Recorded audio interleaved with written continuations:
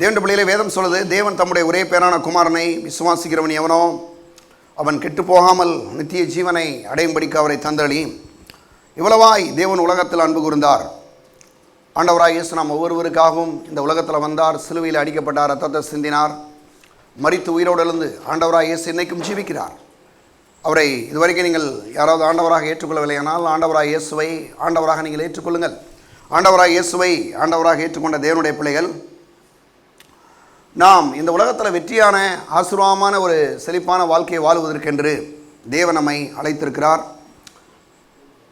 அப்படிப்பட்ட ஒரு வெற்றியையும் ஆசீர்வாதத்தையும் செழிப்பையும் நாம் பெற்று அனுபவிப்பது தான் கர்த்தருடைய சித்தமாக இருக்கிறது. அவைகளை நாம் ஒவ்வொருவரும் தேவனுடைய பிள்ளைகளே நாம் அதை விசுவாசிக்க வேண்டும், அவைகளை பெற்றுக்கொள்ள வேண்டும். அதை பாருங்கள் நம்ம வாஞ்சிக்க வேண்டும். வாஞ்சைன்றது ஒரு பாருங்கள் கர்த்தருடைய ஆவியார் நமக்குள்ளே இருந்து அவர் உந்தி தழுகிறார். அது மட்டுமல்லாமல் நமக்குள்ளே ஒரு பெரிய வாஞ்சை, ஒரு முன்னேற்றம், ஒரு பாருங்கள் ஒரு ஆசீர்வதிக்கப்படணும், இருந்த இடத்துல இருக்கக்கூடாது என்ற ஒரு பெரிய தெய்வீகமான ஒரு தாகத்தோடு நாம் இருக்க வேண்டும். அப்போ அங்கே சொல்லப்பட்டிருக்கு, தேவன் தம்முடைய ஒரே பேரான குமாரனை விசுவாசிக்கிறவன் எவனோ அவன் கெட்டு போகாமல் நித்திய ஜீவனை அடையும்படிக்கு அவரை தந்தருளி இவ்வளவாய் தேவன் உலகத்தில் அன்பு கூர்ந்தார் என்று பார்க்கிறோம். ஆண்டவராய் இயேசு நாம் ஒவ்வொருவருக்காகவும் இந்த உலகத்தில் வந்தார், சிலுவையில் அடிக்கப்பட்டார், ரத்தத்தை சிந்தினார், மரித்து உயிரோடு எழுந்து ஆண்டவராய் இயேசு இன்னைக்கும் ஜீவிக்கிறார்.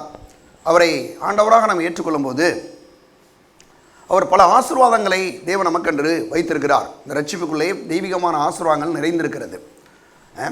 அப்போ அந்த ஆசீர்வாதத்துக்கு பாருங்கள் நம்ம இன்னைக்கு அவர் கர்த்தர் சொல்கிறாரு, அந்த ஆசீர்வாதத்தை பெறணும் அப்படின்னா நம்முடைய மனது ஒரு பெரிய மறுரூபமாக வேண்டும். மனது மறுரூபமாகறனா 3 யோவான் 2ஆம் வசனம் சொல்லுது, பிரியமானவனே உன் ஆத்துமா வாழுகிறது போல நீ எல்லாவற்றிலும் வாழ்ந்து சுகமாயிருக்கும்படி வேண்டுகிறேன் என்று சொல்கிறார். தமிழில் பாருங்கள் ஒருவேளை சுகமாக இருக்கும்படி என்று சொல்லியிருந்தாலும் கூட, ஆனால் ஆங்கில வேதாகமத்திலே நாம் சொல்லப்பட்டிருக்கு, பிரியமானவனே உன் ஆத்துமா வாழுகிறது போல நீ எல்லாவற்றிலும் வாழ்ந்து செழிப்பாக இருக்கும்படி விரும்புகிறேன் என்று சொல்கிறார். இப்போ நாம் செழிப்பாக இருப்பது கர்த்தருடைய சித்தம். கர்த்தர் பாருங்கள் நம்ம செழிப்பாக இருக்கணும், நம்ம நல்ல ஆசீர்வதிக்கப்படணும், பாருங்கள் நம்ம பெரிய காரியங்களை நம்ம வாழ்க்கையிலே பாருங்கள் பெற்றுக்கொள்ள வேண்டும், வெற்றி பெற வேண்டும் என்பது கர்த்தருடைய சித்தமாக இருக்குது. சொல்லுது, பிரியமானவனே உன் ஆத்துமா வாழ்கிறது போல நீ எல்லாவற்றிலும் வாழ்ந்து சுகமாக இருக்கும்படி அப்படின்னு சொல்லும்போது அந்த இடத்துல செழிப்பாக இருக்கும்படி வேண்டுகிறேன்ற இடத்துக்கு விரும்புகிறார். கர்த்தரே என்ன பண்ணுறாரு, நம்ம நல்லா இருக்கணும், நம்ம ஆசீர்வதிக்கப்படணும் அப்படின்றது தான் கர்த்தருடைய விருப்பம். அப்போ அந்த கர்த்தருடைய விருப்பத்தை அவர் விரும்பினா மட்டுமல்ல, நாமும் என்ன பண்ணணும், அதில் கோஆப்ரேட் பண்ணணும். சொல்லப்பட்டிருக்கு, பிரியமானவனே உன் ஆத்துமா வாழ்கிறது போல நீ எல்லாவற்றிலும் வாழ்ந்து செழிப்பாக இருக்கும்படி நான் விரும்புகிறேன் என்றார். செழிப்புன்றது பாருங்கள் ஏதோ பணத்தில் மட்டும் கிடையாது, நம்முடைய ஆவிக்குரிய ஆத்மாவிலே, நம்முடைய சரீரத்தில், நம்முடைய கையின் பிரயாசங்களில் பாருங்கள் எல்லாவற்றிலையும் நாம் ஆசீர்வதிக்கப்பது கர்த்தருடைய சித்தம். நம்ம எல்லாவற்றிலையும் நல்லா பாருங்கள் செழிப்பாக இருக்கணும், ஆசீர்வாதமாக இருக்கணும் என்பது தான் அவருடைய விருப்பம். ஏதோ ஒரு பண விஷயத்தில் மட்டும் கிடையாது. பணன்றது ஒரு பகுதி தான். பணத்தில் பாருங்கள் கிறிஸ்தவ வாழ்க்கையில் ஒரு பகுதி. ஆனால் அவர் சொல்கிறாரு, நம்முடைய ஆவிக்குரிய வாழ்விலே, நம்முடைய ஆத்மா வாழ்விலே, நம்முடைய சரீர சுகத்திலே, நம்முடைய கையின் பிரயாசங்களை எல்லாவற்றிலையும் நாம் செழித்திருக்க வேண்டும். குடும்பத்தில், கணவன் மனைவின் மத்தியிலே, பிள்ளைகளுடைய உறவிலே எல்லாவற்றிலையும் நாம் செழித்திருக்க வேண்டும் என்பதுதான் கர்த்தருடைய சித்தம். ஆனால் இப்படிப்பட்ட ஆசீர்வாதங்களை அநேகர் பெற்றுக்கொள்ளாமல் இருப்பதற்கு காரணங்களை குறித்து நாம் பார்த்து கொண்டு வருகிறோம். பல காரணங்கள் இருக்குது. அதில் சில ஒவ்வொரு காரணங்களாக நம்ம அதில் பார்க்குறோம். ஏன் இன்றைக்கி அநேக மக்கள் இப்படிப்பட்ட ஆசீர்வாதங்களெல்லாம் பெறாமல் இருக்கிறாங்க அப்படின்றதுக்கு காரணங்களை நம்ம பார்க்குறோம். அதில் குறிப்பாக நீங்கள் பார்த்தீங்கன்னு சொன்னால் பாருங்கள், நீதிமொழிகள் 10ஆம் அதிகாரம் 22ஆம் வசனம் சொல்லுது, கர்த்தருடைய ஆசீர்வாதமே ஐஸ்வரியத்தை தரும், அதனோடு வேதனையை கூட்டார் என்று. இப்போ கர்த்தருடைய ஆசீர்வாதம் தான் நம்முடைய வாழ்க்கையிலே என்ன பண்ண முடியும், பாருங்கள் என்ன செய்ய முடியும், ஆசீர்வாதத்தை அந்த ஐஸ்வரியத்தை கொடுக்க முடியும். கர்த்தருடைய ஆசீர்வாதம் நம்ம வாழ்க்கையில் இருக்குன்னு சொன்னால் கண்டிப்பாகவே நம்ம என்ன பண்ணுவோம், ஆசீர்வதிக்கப்படுவோம். அது மட்டும் இல்லாமல் கர்த்தருடைய ஆசீர்வாதமே ஐஸ்வரியத்தை தரும், அதனோடு வேதனையை கூட்டார். பணத்தை கடவுள் தான் கொடுக்கணும். பாருங்கள் நீங்கள் பணன்றது கர்த்தருடைய பெரிய ஆசீர்வாதம். அநேக மக்களுக்கு பணன்றதை அநேகர் பேயின்ற மாதிரி யோசிக்கிறாங்க. ஆனால் பாருங்கள், பணத்தை கொடுக்கறது, செழிப்பை கொடுக்கறது இன்றைக்கி பாருங்கள் கர்த்தர் தான். பேர் சொல்லுது, கர்த்தருடைய ஆசீர்வாதமே ஐஸ்வர்யத்தை தரும், அதனோடு அவர் என்ன செய்கிறாரா, வேதனையை கூட்டார் என்று சொல்லப்பட்டிருக்கு. இப்போ பணம் வந்திருக்குன்னா அந்த பணத்தினால வந்து நமக்கு ஏதோ ஒரு தீமை நடக்கும் அப்படின்னு அநேகர் வந்து போதிக்கிறாங்க. அநேகர் வந்து சொல்கிறாங்க, பணம் வந்துருச்சுன்னா ஒருவேளை நம்ம வந்து ஆண்டவர்கிட்டே ஓடிடுவான், பின்மாறி போயிடுவான், ஏதோ ஒரு பாவ வாழ்க்கை வாழ்ந்துருவான், ஒரு மாதிரி சில காரியங்களை செஞ்சிருவான்னு அநேகர் வந்து சொல்கிறாங்க. ஆனால் நான் பாருங்கள், வேதத்தின்படி நீங்கள் பார்த்தீங்கன்னா வேதத்தில் ஆசீர்வதிக்கப்பட்ட தேவனுடைய பிள்ளைகள் யாருமே அப்படிலாம் ஒன்றும் வாழலை. நீங்கள் எடுத்துக்கிட்டிங்கன்னா ஆபிரகாம் எடுத்திங்கன்னா ஐஸ்வர்யமானாக இருக்கிறான், அவன் கடவுளை ஒரு நாள் மறுதளிச்சமாய் ஒன்றும் தெரியல. ஈசாக்கு நீங்கள் எடுத்துக்கிட்டிங்கன்னா அவன் பாருங்கள் கொஞ்சமாக ஆசீர்வதிக்கப்பட்டாலே 100 மடங்கு ஆசீர்வதிக்கப்படுறான், தவிர கீழே போகலை. அதே போல் தான் அவனுடைய பிள்ளைகள் நீங்கள் பார்க்கும்போது யாக்கோப் எடுத்திங்கனாலும் அப்படி தான், அவனுடைய பிள்ளை யோசேப்பு எடுத்துட்டாலும் சரி, மற்ற எல்லாரையும் நீங்கள் எடுத்துக்கிட்டிக்கும் போது வேதவல்லரில் வேதத்தில் நிறைய மக்களை நீங்கள் பார்க்கும்போது தாவீது போன்றெல்லாம் பார்க்கும்போது இருக்கும்போது ஏழையாக தான் இருந்தாங்க. ஆனால் வேதம் சொல்லுது, அவர் சிறியவனை புனிதிலிருந்து எடுத்து எளியவனை குப்பையிலிருந்து உயர்த்தி தமது பிரபுக்களோடும் ஜனத்தின் அதிபதியோடு என்ன செய்கிறார், அவர் உட்கார வைக்கிறார் என்று. அப்போ தேவன் வந்து என்ன பண்ணுறாரா, சாதாரணமாக இருந்த ஒரு ஆட்டுமேய்ப்பனாக இருந்த தாவீதை ஆசீர்வதித்து ஒரு ராஜாவாக மாற்றுகிறார்னா என்ன காரணங்க அப்படின்னா, பாருங்கள், ஒரு ஆட்டுமேய்ப்பனாக இருக்கிறாள் வரணும் பெரிய வந்து கோடீஸ்வரனாக இருக்க முடியாது. ஏதோ ஒரு கொஞ்சம் இருக்கலாம், ஒரு ஆடு வச்சுருக்கிறாங்க, ஒரு ஆள்கிட்ட ஒரு 100 ஆடு இருக்குது அப்படின்னா ஏதோ சில லட்சங்களுக்கு கொஞ்சம் கையில் இருக்கலாம் அப்படின்னு நீங்கள் வச்சுக்கலாம். ஆனால் கர்த்தருடைய ஆசீர்வாதத்துக்கு வந்து பாருங்கள், கர்த்தருடைய ஆலயத்துக்கு மட்டும் தாவீது வந்து கொடுத்த அந்த அமௌண்ட்டே சொல்கிறாங்க கிட்டத்தட்ட ஒரு 450 கோடி ரூபாய்க்கு மேலே இருக்குன்னு சொல்கிறாங்க இன்றைக்குள்ள கணக்குப்படி. அதை விட இன்னமும் அதிகமாக சொல்கிறாங்க. சிலர்லாம் சொல்கிறாங்க 3000 கோடி கூட இருக்குன்ற மாதிரி சொல்கிறாங்க. ஒரு வேத வல்லுநர்கள் ஒரு மாதிரி சொல்கிறாங்க. அவ்வளவு பொன்னையும் பாருங்கள் கர்த்தருக்கென்று கொடுக்குறாங்க. அப்போ ஒரு ஏழையாக இருக்கிற மனுஷனால் வந்து இவ்வளோ கொடுக்க முடியாது. அதனால தான் தேவனுடைய பிள்ளைகளே, இன்றைக்கி நம்ம ஒவ்வொருவரும் ஆசீர்வதிக்கப்படும் போது தான் கர்த்தருக்கென்று கொடுக்க முடியும். பொருளாதாரத்தில் நீங்கள் எடுத்துக்கிட்டிங்கன்னா நிறைய இடங்களில் சபையில் என்ன பண்ணுறாங்கன்னா கொடுங்கன்னு கேட்குறாங்க. ஏன்னா மக்களே ஆசீர்வதிக்கப்படலன்னு வச்சுங்க. உங்கள் கையிலே காசு இல்லைன்னா நீங்கள் இன்னொருத்தரை எப்படி இப்போ ஒரு டிக்கெட் போட்டு கூட்டு வர முடியும்? உங்கள் கையில் காசு இல்லைன்னா நீங்கள் எவ்வளவு கரெக்ட் பாருங்கள் வந்து நம்ம வந்து கர்த்தரை ஆராதிக்கன்னு சொல்லி ஒரு இதோட வர முடியும். அப்போ கையில் ஒவ்வொரு விசுவாசுடைய கையிலையும் தாராளமாக ஏராளமாக கண்டிப்பாக பணம் இருக்கணும். அது கர்த்தருடைய சித்தம். அதுதான் கர்த்தர் வந்து போதிக்கிறார். நம்ம போய் பாருங்கள் ஒரு ஒன்றும் இல்லாத ஒரு ஏழைகளை போல் நம்ம வாழணும்னு அவசியம் இல்லை. பாருங்கள் வேதத்தில் என்ன சொல்ல போகுது அப்படின்னா, இப்போ கர்த்தருடைய ஆசீர்வாதமே ஐஸ்வர்யத்தை தரும் என்று சொன்னால் தேவனுடைய பிள்ளைகளே, கண்டிப்பாக நம்ம வந்து தாராளமாக ஏராளமாய் ஆசீர்வதிக்கப்படுகிற மக்களாக நாம் இருக்க வேண்டும். அப்படிப்பட்ட ஒரு ஆசீர்வாதத்தை உடையவர்களாக நாம் இருக்கணும். அது மட்டும் இல்லாமல் பாருங்கள் வந்து இப்படிப்பட்ட ஆசீர்வாதங்களை நாம் வந்து பெறும்போது அங்கே ஆண்டவருடைய வல்லமையான இயேசு நாமம் என்ன பண்ணுதுங்க, மைமைப்படுகிறது. இப்போ பாருங்கள் வந்து அவர் சொல்கிறார், என் நாமத்தை மைமைப்படுத்தினேன், என் நாமத்தை மைமைப்படுத்தினேன், இன்னும் மைமைப்படுத்துவேன்றார். ஏன் இன்னும் ஆசீர்வதிக்கப்படணும்? சிலருக்கு பாருங்கள் பேராசையா பாருங்கள் வந்து சரிங்க இவ்வளோ ஆசீர்வதிக்கப்பட்டிருக்கு, நல்லா இருக்கிறோம், ஏன் இன்னும் ஆசீர்வதிக்கப்படணும்? அப்போ என்ன சொல்கிறாருன்னா, வேதத்தில் நீங்கள் பார்க்கும்போது சிலர்லாம் பாருங்கள், நீங்கள் புதிய ஏற்பாட்டு காலங்களில் நீங்கள் எடுத்துக்கிட்டிங்கன்னா நிறைய பேர் ஆத்துமாக்களை ஆதாயம் பண்ணினார்கள், நிறைய ஊழியத்தை செய்தார்கள். பாருங்கள் குறிப்பாக பார்த்தீங்கன்னா பேதுரு யோவான் போன்றவர்கள்லாம் பாருங்கள் பிரசங்கம் பண்ணுறாங்க. பேதுரு பிரசங்கிக்கும் போது 3000 பேர் ரசிக்கப்படுறாங்க. அடுத்து ஒரு 5000 பேர் ரசிக்கப்படுறாங்க. சபையில் பாருங்கள் மக்கள் வந்து பெருகிறாங்க எருசலேம் சபையில். ஆனால் வேதம் சொல்லுது, சிலர் என்ன பண்ணாங்களாம், தங்களுடைய ஆஸ்தியலினால் ஊழியம் செய்தார்களாம். ஆஸ்தியலினா என்னது? பணத்தினால. இப்போ பணம் வந்து தேவைப்படுது. நீங்கள் வந்து ஒரு இடத்துல போய் சுவிசேஷம் சொல்லணும், நீங்கள் வந்து பாருங்கள் போகணும் அப்படின்னா கண்டிப்பாக வந்து நீங்கள் போய் சுவிசேஷம் சொல்கிறதுக்கு பணம் தேவைப்படுது இல்லையா? பணம் இல்லாமல் நம்ம ஊழியத்தில் போய் செய்ய முடியாது. அப்போ பணம் வந்து இன்றைக்கி பெரிய ஊழியங்களை செய்யணும். அதுக்கு பாருங்கள் இன்றைக்கி வந்து இன்றைக்கி இல்லை, முதல் நூற்றாண்டு சபையிலேயே நீங்கள் எடுத்துக்கிட்டிங்கன்னா நிறையா பணம் இல்லைன்னா நீங்கள் எங்கே போய் அவங்க சாப்பிட முடியும், எப்படி ஊழியம் செய்ய முடியும்? அப்போ வந்து கர்த்தர் என்ன பண்ணார், மக்களை ஆசீர்வதிக்கிறார், கையில் வந்து பணத்தை கொடுக்குறார். இப்போ பணம் வந்து இருக்கிறது பாருங்கள், அது கர்த்தருடைய ஒரு பெரிய ஆசீர்வாதம். அப்போ ஊழியம் செய்யனாலும் சரி, அல்லது உங்களுடைய தனிப்பட்ட அந்த குடும்ப வாழ்க்கை எல்லாவற்றுக்குமே எடுத்தாலும் சரி, கண்டிப்பாக பணம் அவசியம் என்பதை நாம் வந்து நல்லா அறிந்து கொள்ள வேண்டும். பணம் வேணான்னு சிலர்லாம் சொல்லுவாங்க பாருங்கள், பணம்லாம் எங்களுக்கு தேவையில்லை, உங்களுடைய பாதம் மட்டும் போதும் ஆண்டவரே அப்படின்னு சொல்கிறது பாருங்கள். இதெல்லாம் சும்மா கர்த்தரை ஏமாத்துகிற விஷயம். அவரே சொல்கிறாரு, கர்த்தருடைய ஆசீர்வாதமே ஐஸ்வர்யத்தை தரும், அதனோடு வேதனை கூட்டாருன்னு அவர் சொல்கிறார். சொல்லும் போது எனக்கு இது மட்டும் போதுன்னு சொல்கிறது எந்த விதத்திலையாவது நியாயமா? இல்லை. கர்த்தர் இது வந்து என்னென்னா பிரசங்கியாக இருக்கலாம், ஆனால் அதிக பிரசங்கியாக இருக்கக்கூடாது. என்ன பண்ணணும்னா நம்ம வந்து தாராளமாக ஆசீர்வதிக்கப்படும் போது தான் அந்த இடத்துல என்ன பண்ண முடியும், ஆண்டவருடைய நாமம் என்ன செய்யுங்க, மகிமைப்படும். நம்மளே ஒன்றும் இல்லாத ஒரு நிலையில் நம்ம இருப்போம்னு சொன்னால் அங்கே வந்து எப்படி ஆண்டவருடைய நாமம் வந்து மகிமைப்படும்? நம்ம வந்து பாருங்களேன், தாராளமாக ஏராளமாய் ஆசீர்வதிக்கப்படுவதான் கர்த்தருடைய சித்தமாக இருக்கிறது என்பதை பார்க்க வேண்டும்.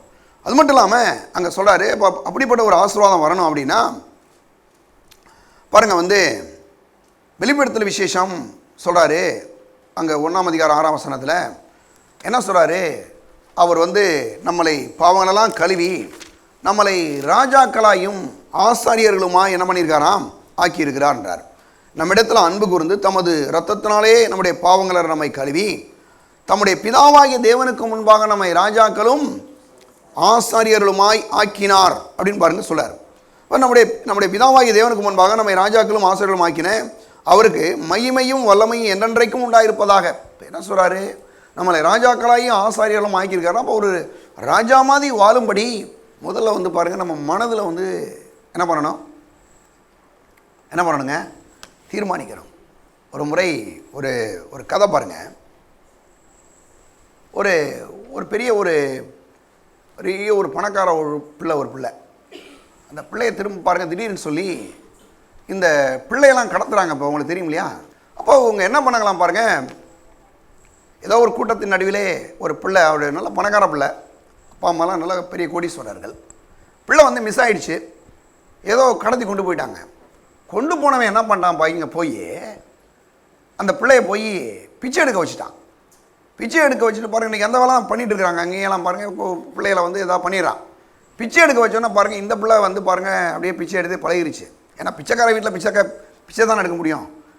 பிச்சைக்கார வீட்டிலே இருந்த அந்த பிள்ளையை வந்து திடீரென்று இந்த கோடீஸ்வரர் ஒரு நாள் காரில் போகும்போது பார்த்துட்டார்.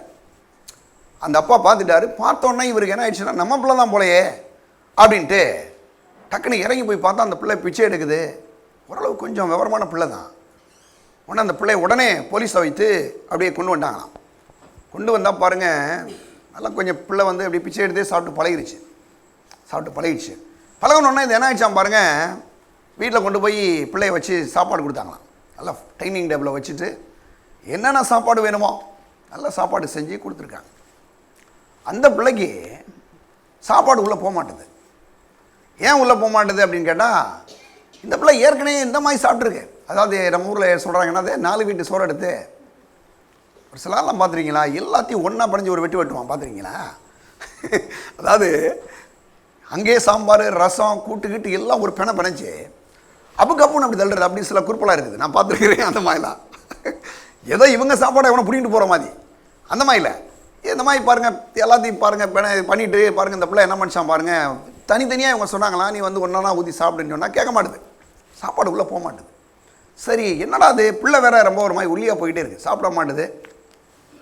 ஐயோ, பிச்சைக்கார வீட்டில் இருக்கும்போது கூட நல்லா இருந்துச்சு பிள்ளை, இப்போ நம்ம வீட்டுக்கு வந்து இப்படி இருக்கேன்னு சொல்லி இவங்க அப்பா அம்மாவுக்கு ரொம்ப வேதனை. ஒரு நாள் அந்த பிள்ளை சொல்லிச்சான், நான் என்னை தனியாக விடுங்க, நான் சாப்பிட்டுக்கிறேன்ச்சான். சரி ஓகே, தனியாக விட்றேன், போ சாப்பிடு அப்படின்னு பாருங்கள். போயிட்டு ஜன்னல் கிண்ணல் எல்லாத்தையும் லாக் பண்ணிவிட்டு பாருங்கள், டோரெல்லாம் லாக் பண்ணிவிட்டு அது பாட்டுக்கு அது ஏற்கனவே எப்படி சாப்பிட்ருக்கு, சாம்பார் ரசம் எல்லாம் ஒன்றா போட்டு ஒரு பிசைஞ்சு அப்படி சாப்பிட்டு நின்றுக்கிட்டே சாப்பிடுமா. டேபிளில் உட்காந்து சாப்பிட்றதில்ல, அது பாட்டுக்கு இங்கே போகிறது அம்மா தாயே அப்படின்னு ஒரு சாப்பாடு இப்படி சாப்பிட்டுட்டு இருந்திருக்கு.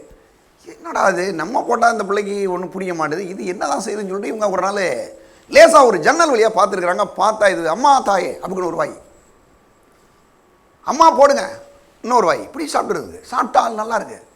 உடனே இவர் கண்டுபிடிச்சாராம் பாருங்கள் அந்த அப்பா, ஐயோ இந்த பிள்ளை என்ன பண்ணுறது, இந்த மாதிரி இந்த பிச்சைக்கார பைய போய் இந்த மாதிரி பிச்சை எடுக்க வச்சது இல்லாமல் இந்த பிள்ளை பிச்சை எடுக்கிற மாதிரி சாப்பிட வச்சுட்டானே அப்படின்னு கோவமாகி அவர் என்ன பண்ணாராம் பாருங்கள், கூப்பிட்டு பேசினாராம். என்னம்மா நீ ஏன் அப்படி பண்ணுற அப்படின்னு அந்த பிள்ளை சொல்லிச்சான்.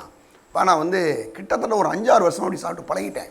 ஏன்னா அந்த ஆள் இப்படி சொல்லி கொடுத்துட்டானா, என்ன பண்ணுறது, இப்போ நான் தனித்தனியாக நீங்கள் கொடுத்தீங்கன்னா சாப்பிட என்னால் முடியலை, எனக்கு அந்த புத்தியும் மாற மாட்டுது, என்னது சாப்பாடு உள்ளே போக மாட்டுதுன்னுச்சான்.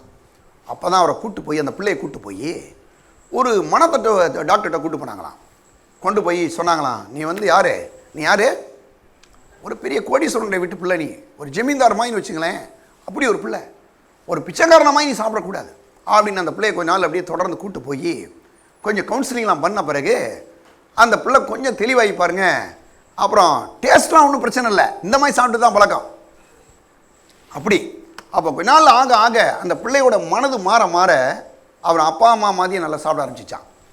ஏன் இதை சொல்கிறேன்னா, நிறைய ஊழியக்காரருடைய நிலைமை என்னென்னா, இந்த பிச்சைக்காரன் வீட்டில் வளர்ந்த பிள்ளை மாதிரி, ஆண்டவரே அல்லேலூயா ஸ்தோத்திர பாவி வந்திருக்கிறேன் ஆண்டவரே, இப்படி தான் ஜெபம்லாம். அப்படியெல்லாம் எந்த ட்ராமாவும் நம்ம போடணும் அவசியமே கிடையாது. எங்கள் இயேசுநாரியல் அண்ட சராசரங்களை அறிந்த தேவனுங்க, அவரை போய் நீங்கள் ட்ராமா போட்டால் ஏமாற்ற முடியும் இல்லையா? அழுகிற மாதிரியும் அப்படியே கவலைப்படுற மாதிரியும் இப்படி இருக்கிற மாதிரி அப்படி ஆக்ஷன்லாம் பண்ண முடியாது இல்லையா?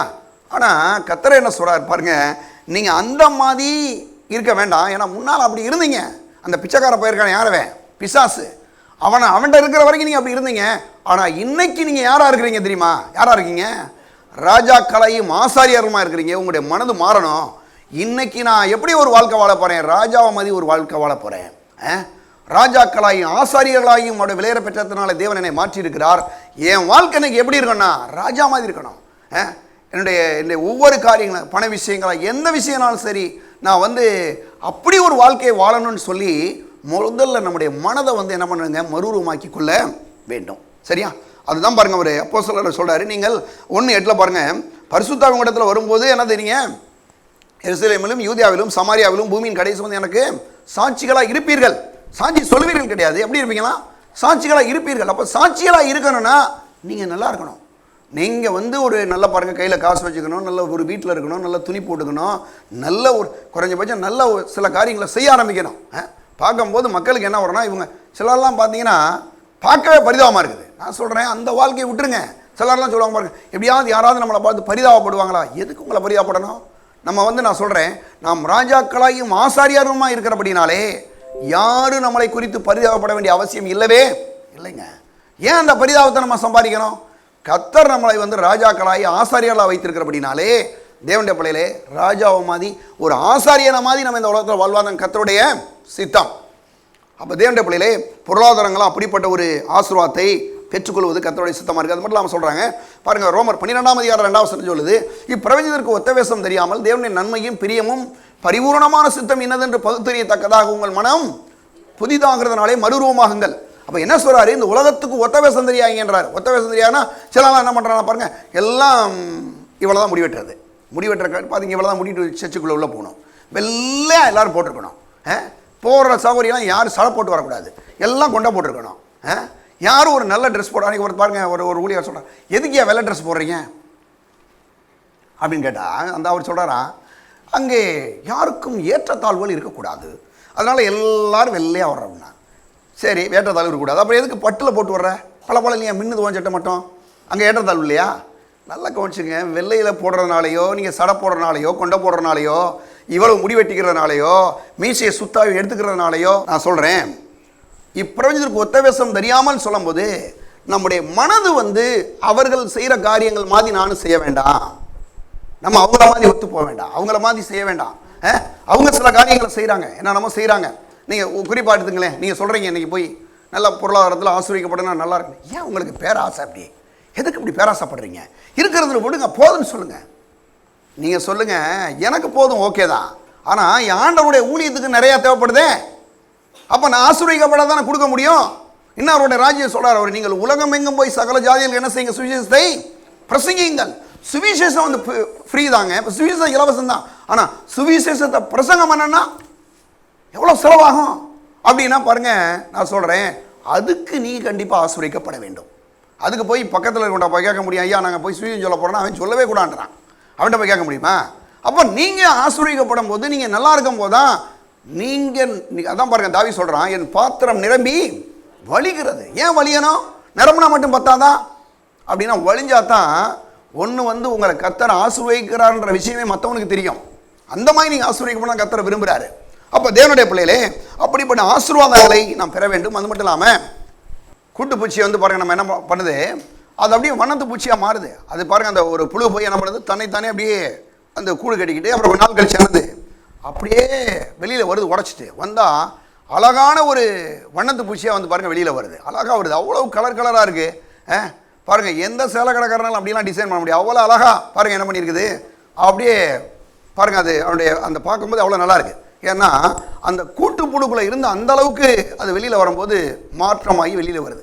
அதே போல் தான் நாம் ஒவ்வொருவரும் பாருங்க, உலகத்திற்கு ஒத்த வேஷம் தெரியாமல் தேவனுடைய நன்மையும் பிரியமும் பரிபூர்ணமான சித்தம் என்னதென்று பகுத்தறியதாக நம்முடைய மனது பாருங்க என்ன பண்ணணும், மறுரூபமாக வேண்டும். மறுரூபமாகிறது அவ்வளோ ஒரு முக்கியமான விஷயமா இருக்குது. மனது மறுரூபமானா மற்ற உலகத்து மனுஷனமாக இல்லை, அவங்களுக்கு வியாதி வருது, அப்போ எங்களுக்கு வியாதி அதே மாதிரி தான் வரும். அவங்க கஷ்டப்படுறாங்க, தரித்திரத்தில் இருக்காங்க, அது மாதிரி நானும் இருக்க போகிறேன். இல்லவே இல்லை.